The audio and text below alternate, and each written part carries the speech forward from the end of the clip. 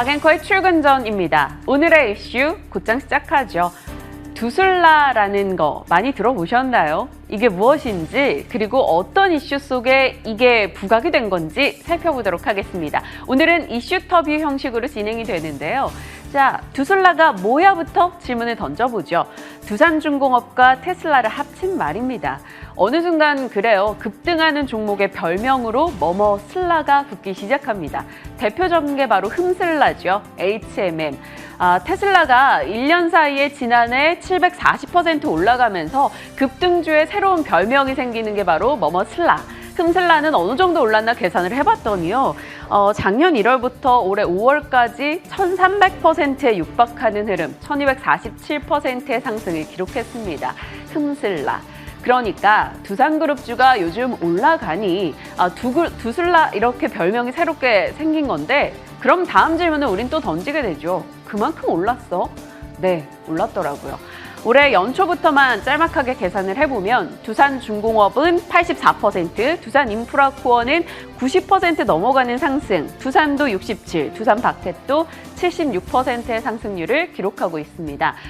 지금 상장되어 있는 두산 계열 중에서는 두산 퓨얼셀을 제외하고 모두 다 상당수 좋은 흐름을 나타내기도 했죠. 그러면 여기서 다음 질문을 우리는 던지게 됩니다. 구조조정과 건설기계 호황, 신재생 이슈가 맞물리면서 올라가고 있는 두산그룹주. 그런데 이렇게 좋았었나? 과거에도? 이 질문을 하게 되죠. 과거에는 별로였죠. 시장에서 오랫동안 소외받았던 종목군입니다. 특히나 두산중공업 차트 한번 열어보시면 글로벌 금융위기 이후에요. 긴 시간 동안 소외받았음을 우리는 알 수 있습니다. 시장의 선택지 밖에 있었던 종목이었고 두산인프라코어나 두산의 차트를 열어봐도 좀 비슷한 맥락으로 이어가고 있습니다. 그러면 여기서 어디서부터 달라졌을까를 고민하게 되죠. 두산그룹은 작년 4월에 견디다 못해서 우리 이대로는 안 되겠다. 2020년 4월에 3조 2천억 원의 자구안을 채권단에게 내놓습니다. 우리 이렇게 해서 고쳐 나갈 테니 두산중공업에 버틸 수 있게 자금 좀 지원해 주세요 라는 거였습니다.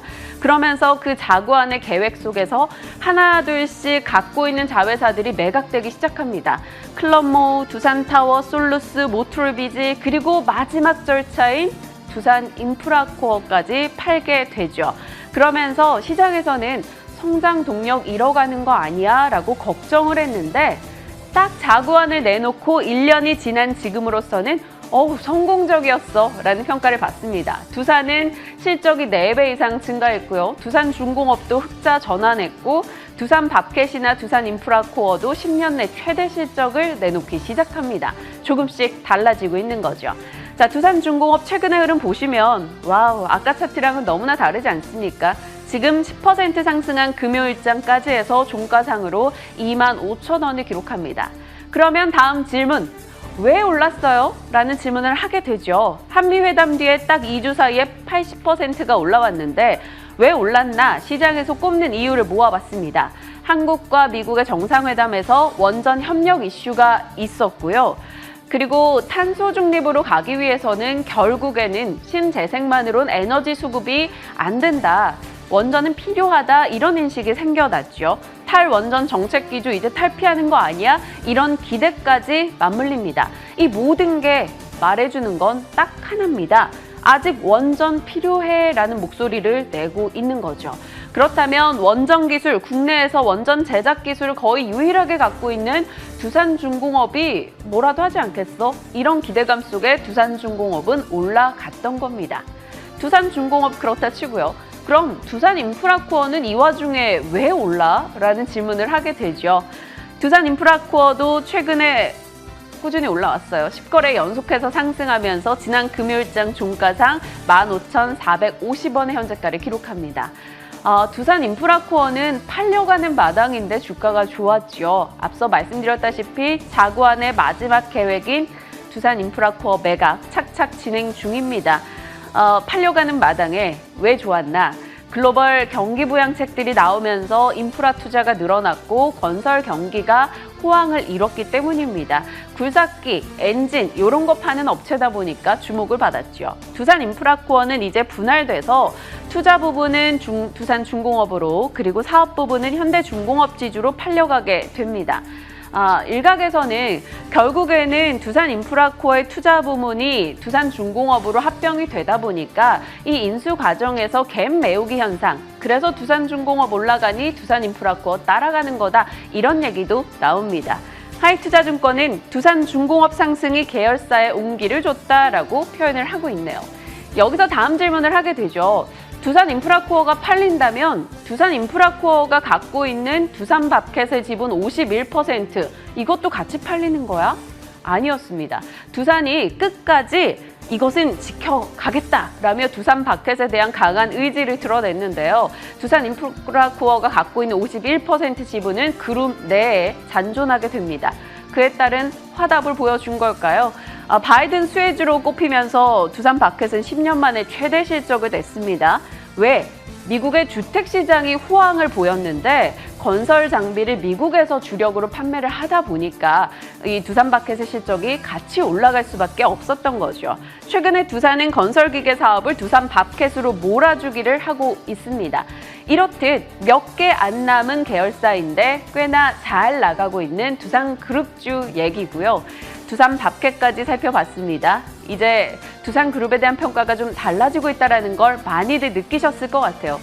구조조정 마무리되고 단기적으로는 업황 회복, 실적 개선, 장기적으로는 풍력과 수소 등의 신재생 사업을 추진하고 있고, 특히나 이 수소라는 키워드는 투자자들이 꽤나 좋아하는 단어이니만큼 시장에서 더욱더 관심을 받고 있죠.